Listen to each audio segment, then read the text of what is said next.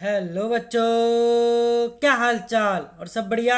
आज हम करने वाले हैं ज्योग्राफी का chapter number 2, land soil water natural vegetation and wild life resources के बारे में। ठीक है बच्चों, इसके हमने तकरीबन 4 पार्ट, हमारा पार्ट हो चुका है। आज हम करने वाले हैं फिफ्थ पार्ट। फिफ्थ पार्ट में हम देखेंगे वाटर के बारे में हमने अपनी पिछली वीडियो में हमने देखा था कि degradation of soil and conservation measures का क्या है। तो उसको हमने अगली पिछली वीडियो में हमने समझा था। तो आज इस वीडियो में हम समझेंगे वाटर के बारे में। वाटर से तो आप परिचित ही होंगे। वाटर हमारी जीवन की एक सबसे महत्वपूर्ण एक तरह का हमारा है। ठीक है, महत्वपूर्ण है हमारी ज़िंदगी के लिए। तो इसी के बारे में हम पढ़ेंगे, वाटर के बारे में। तो चलिए बच्चों स्टार्ट करते हैं और पूरी वीडियो में बने रहिएगा, आपको बिल्कुल अच्छे से समझ में आएगा। ठीक है बच्चों, तो चलिए स्टार्ट करते हैं। Water water water is a vital renewable natural resource. Water का मतलब जल। तो जल एक महत्वपूर्ण नवीकरणीय प्राकृतिक संसाधन है। 3/4 of the earth surface is covered with water. भूपृष्ठ का 3/4 भाग जल से क्या हो बच्चों, ढका हुआ है। मतलब 3/4 मतलब हो गया 75%। 75% हमारे मतलब ये जो अर्थ है 75% पानी है, सिर्फ 25% क्या है बच्चों, लैंड है। तो आगे पढ़ते हैं। It is there for appropriately called the water planet. इसको हम क्या कहते हैं बच्चों, वाटर प्लैनेट कहते हैं। मतलब इसलिए इसे हम क्या कहते हैं, जल ग्रह कहना उपयुक्त होगा, इसलिए हम इसको जल ग्रह भी कहते हैं या वाटर प्लैनेट इंग्लिश में। It was in the primitive oceans that life began almost 3.5 billion years back back लगभग 3.5 अरब वर्ष पहले जीवन आदि महासागरों में ही प्रारंभ हुआ था। ठीक है बच्चों। Even today the ocean covers 2/3 of the earth surface and support a rich variety of plant and animal life. तो मतलब बच्चों इसमें यह लिखा है कि यद्यपि आज भी महासागर पृथ्वी की सतह के 2/3 भाग को ढके हुए हैं। ठीक है। The ocean water is however saline and not fit for human consumption. Not fit for human consumption. तो बच्चों इसका मतलब क्या है कि अब इसमें ये चीज़ लिखी हुई थी ऊपर वाली लाइनों में कि ये जो हमारी विविध प्रकार की पौधे और जंतुओं को मदद करते हैं, ये क्या हमारे प्लांट एंड एनिमल लाइफ, यही जो ओशंस होते हैं यही प्लांट एंड एनिमल को लाइफ को मदद करते हैं। तो आगे भी क्या लिखा है इसके बारे में ओशन वाटर में कि महासागरों का जो जल लवणीय होता है। मतलब कौन सा होता है बच्चों, सैलीन होता है। मतलब वो जो समुद्री पानी है आप उसको पी नहीं सकते, बहुत ही नमकीन होता है वो। ठीक है बच्चों, उसको पीना भी संभव नहीं है। तो आगे इसमें क्या लिखा है, और मानवीय उपभोग के लिए उपयुक्त बिल्कुल भी नहीं है। यह लिखा बच्चों not fit for human consumption. तो ह्यूमन के कंजप्शन के लिए वो पानी बिल्कुल भी अच्छा नहीं है। Fresh water accounts for only about 2.7%। अब इसमें क्या लिखा है, अलवण जल केवल 2.7% ही है। मतलब आपको पीने वाला पानी को योग्य सिर्फ कितना है बच्चों, 2.7% ही हमारा जो हम पानी पी सकते हैं, इतना ही परसेंटेज है। ठीक है बच्चों, आगे बढ़ते हैं। Nearly 70% of this occurs as ice sheets and glacier in Antarctica, Greenland and mountain region. तो बच्चों इसमें क्या लिखा है कि इसका लगभग 70% भाग बर्फ की चादरों और हिमानियों के रूप में अंटार्कटिका, ग्रीनलैंड और पर्वतीय प्रदेशों में पाया जाता है। ठीक है बच्चों, due to their location they are inaccessible.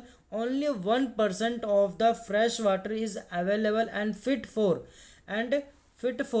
human use. It is found as groundwater, as surface water in rivers and lakes, and as a water vapor in the atmosphere. Atmosphere. तो बच्चों इसमें ये लिखा हुआ है कि अपनी स्थिति के कारण ये मनुष्य की पहुंच के बाहर है। तो ये जो परिस्थिति है, ये जो है, ये मनुष्य की पहुंच के क्या है बच्चों, बाहर है। ठीक है बच्चों। अब आगे क्या लिखा हुआ इसमें, केवल 1%, मतलब 1% सिर्फ केवल 1% अलवण जल, अलवण जल मतलब फ्रेश वाटर जल मतलब फ्रेश वाटर उपलब्ध है। ठीक है बच्चों। और वह मानव उपभोग के लिए क्या है बच्चों, उपयोग है, मतलब वो ह्यूमन के लिए यूजेबल है। तो आगे बढ़ते हैं। ये भौम जल मतलब जो ग्राउंड वाटर हो गया, या नदियाँ हो गई, या झीलें हो गई, इनमें पृष्ठ जल के रूप में तथा वायुमंडल में जलवाष्प के रूप में पाया जाता है। क्या बच्चों, फ्रेश वाटर। ठीक है बच्चों। ओनली 1% है ये हमारा फ्रेश वाटर इसमें। तो आगे पढ़ते हैं। आगे क्या लिखा हुआ है, fresh water is there for the most precious substance on earth. तो इसीलिए क्या है, अलवणीय जल पृथ्वी का सबसे अधिक मूल्यवान पदार्थ है। Water can neither be added not subtracted from the earth. पृथ्वी पर जल ना बढ़ाया जा सकता है, ना ही घटाया जा सकता है। ठीक है बच्चों। Its total volume remain costume मतलब constant. Its total volume remains constant. इसका मतलब क्या हुआ बच्चों, इसकी कुल मात्रा क्या होती है, स्थिर होती है, मतलब ना ही बढ़ा सकते हैं और ना ही क्या कर सकते हैं बच्चों, घटा सकते हैं। आगे बढ़ते हैं। Its abundance only seems to vary because it is in a constant motion cycling through the ocean, the air, the land and back again through the processes of evaporation, precipitation and runoff. This, as you already known, is referred to as the water cycle. तो मतलब बच्चों यहाँ पर ये बोला गया है कि इसकी प्रचुरता, मतलब जो इसकी प्रचुरता में विविधता प्रतीत होती है, क्योंकि ये वाष्पीकरण हो गया, मतलब एवोपरेशन हो सकता है, वाष्पीकरण, वर्षण और वहाँ की प्रक्रिया द्वारा महासागरों, वायु, भूमि और पुनः महासागरों में चक्रण द्वारा निरंतर गतिशील है। जैसे कि आप जानते हैं, इसे हम क्या कहते हैं बच्चों, जल चक्र कहते हैं। मतलब सिंपल सी बात बता दिए जाए तो अगर देखो बारिश होती है, बारिश का पानी ग्राउंड में जाएगा, ग्राउंड से सीधा कहाँ जाएगा बच्चों, महासागरों में जाएगा। वही महासागर का पानी ये गर्म होगा, धूप उसकी किरणों उस पर लगेंगी तो वो गर्म होने के क्या बन जाएगा, वो भाप बन जाएगा। भाप बनने से फिर से बादल बन जाएंगे, फिर से बारिश होगी। तो ये ऐसा चलता रहता है प्रोसेस। इसी को हम क्या कहते हैं बच्चों, वाटर साइकिल कहते हैं। तो आगे बढ़ते हैं।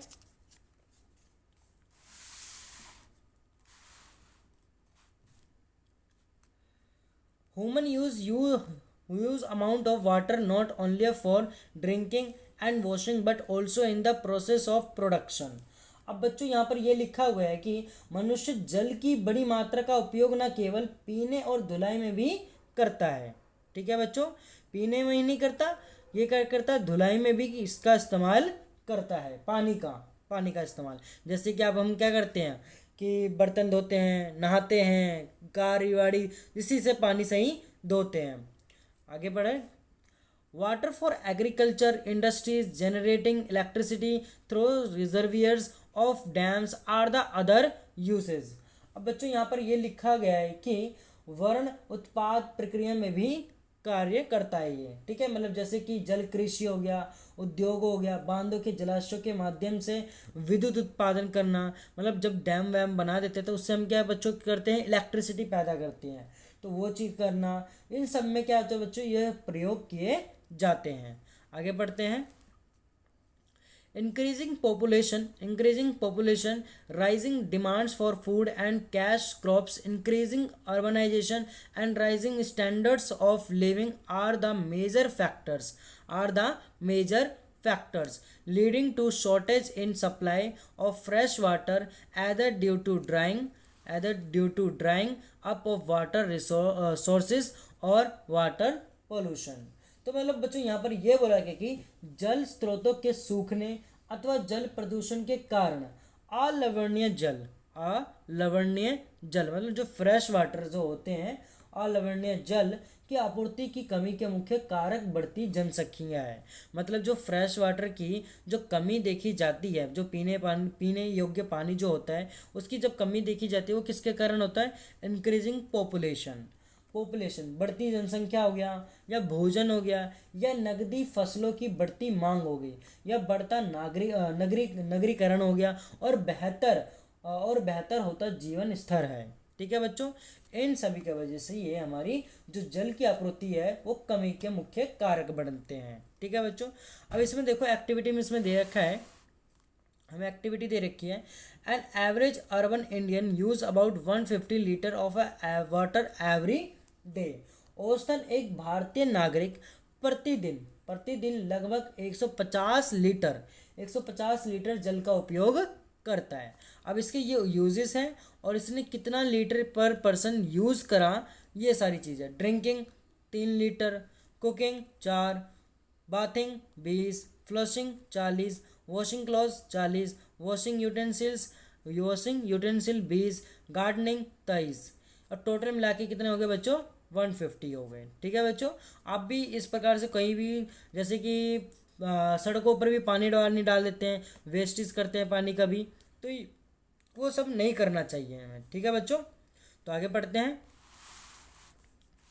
अब प्रॉब्लम्स ऑफ वाटर अवेलेबिलिटी। अब इसमें बोला है कि जल उपलब्धता की समस्या क्या है। जल उपलब्धता की समस्या, there is a scarcity of water in many region of the world.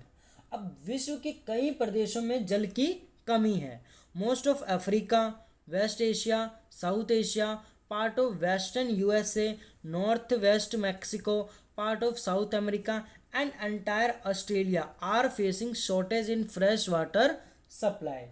अब देखो बच्चों, ये हमने अभी ऊपर की लाइन में पढ़ा कि विश्व के कई प्रदेशों में जल की क्या है बच्चों? कमी है।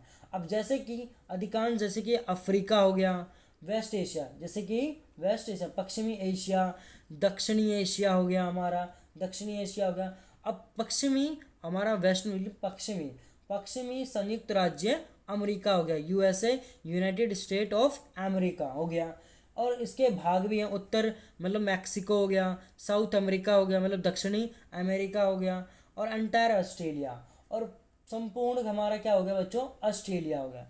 ये सब अलवणीय जल की आपूर्ति की कमी का सामना कर रहे हैं, मतलब फ्रेश वाटर इनको नहीं मिल पा रहा है इतना, और शॉर्टेज में मिल पा रहा है, ज़्यादा नहीं मिल पा रहा है, तो ये फेस कर रहे हैं। Countries located in climatic zones most susceptible to droughts face great problems of water scarcity. तो बच्चों यहाँ पर ये लिखा हुआ है कि ये देश ऐसे जलवायु प्रदेशों में स्थित है जहाँ अक्सर सूखा पड़ता है।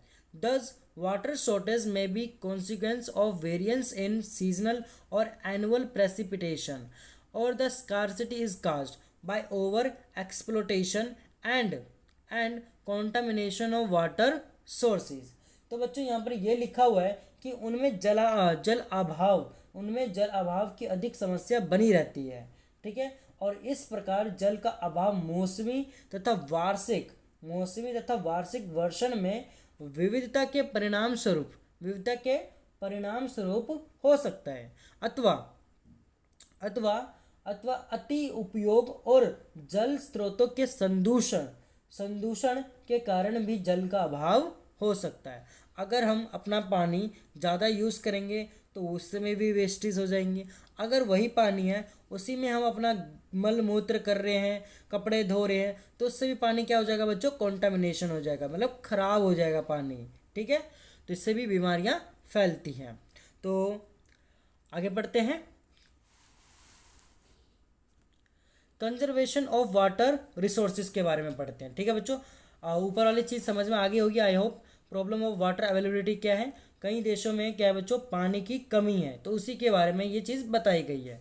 तो हमें पानी का वेस्ट बिल्कुल भी नहीं करना चाहिए। तो आगे पढ़ते हैं हम, कंजर्वेशन ऑफ वाटर रिसोर्सेज। आखिर हम पानी का, मतलब जल संसाधनों का संरक्षण कैसे कर सकते हैं, उसके बारे में ये। ठीक है बच्चों, तो देखते हैं। Access to clean and adequate water source is a major problem facing the world today आज के विश्व में शुद्ध तथा पर्याप्त जल स्रोतों तक पहुंचना एक बड़ी समस्या बन गई है। Step have to taken to conserve this dwindling resources. अब इसमें क्या है, इस क्षीण होते संसाधन के संरक्षण के लिए कदम उठाने चाहिए। अब इसके लिए, इस वाटर कंजर्वेशन के लिए एक कदम उठाना जरूर चाहिए।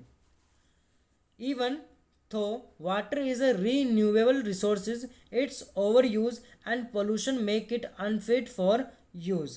अब इससे क्या हुआ कि संसाधन के मतलब ये यद्यपि जल एक नवीकरणीय संसाधन है, ये तो पता ही है, रिन्यूएबल रिसोर्सेज है, एक नवीकरणीय संसाधन है। अगर आपको बच्चों ये रिन्यूएबल रिसोर्सेज के बारे में समझ में नहीं आया तो हमारी पहला जो हमारा चैप्टर 1 है उसको भी हमने कवर कर रखा है, आप हमारे चैनल में जाके देख सकते हो। ठीक है बच्चों, तो आगे पढ़ाते हैं। रिन्यूएबल रिसोर्सेज ये हमारा मतलब नवीकरणीय संसाधन है, और तथापि इसका अति उपयोग और प्रदूषण इसे उपयोग के लिए अनयुक्त बना देता है। ठीक है बच्चों, अगर हमने इसका पानी का ज़्यादा से यूज़ करा, ओवर यूज़ करा, और इसमें हमने पोल्यूशन डाल दिया, मतलब गलत चीज़ें डाल दी, गार्बेज डाल दिया या कुछ भी सैवेज डाल दिया, तो इससे क्या होगा, पानी बिल्कुल ही ख़राब हो जाएगा, अनफिट हो जाएगा। अब जैसे कि दिल्ली का ये यमुना नदी है, उसमें बहुत सारे जो इंडस्ट्रीज़ होती है, जो फैक्ट्रीज़ होती है, जो भी सारा जो मटेरियल होता है, केमिकल्स होते हैं, वो यमुना नदी में बहा देते हैं। उससे यमुना नदी क्या हो गया बच्चों, बहुत ही ख़राब हो गया है। तो आगे बढ़ते हैं। डिस्चार्ज ऑफ अनट्रीटेड और partially treated savage agriculture chemicals and industrial effluents in water bodies are major contaminants। इसमें क्या हुआ बच्चों, अशोधित या आंशिक रूप से शोधित वाहित मल, कृषि रसायनों का विसर्जन और जल निकायों में औद्योगिक बहिस्त्राव जल के प्रमुख संदूषक होते हैं ये। ठीक है बच्चों, जैसे कि सैवेज हो गया, एग्रीकल्चर केमिकल्स हो गए, या इंडस्ट्रीज़ के हमारे वाटर बॉडीज़ हो गए, मतलब वेस्टेज सामान इसमें पानी में डाल देते हैं, जिसके वजह से जो वाटर है वो कॉन्टामिनेट्स हो जाता है। They pollute water with nitrate, metal and pesticides. इनमें शामिल नाइट्रेट धातुएं और पीड़कनाशी जल को प्रदूषित कर देते हैं। ठीक है बच्चों, आगे पढ़ते हैं।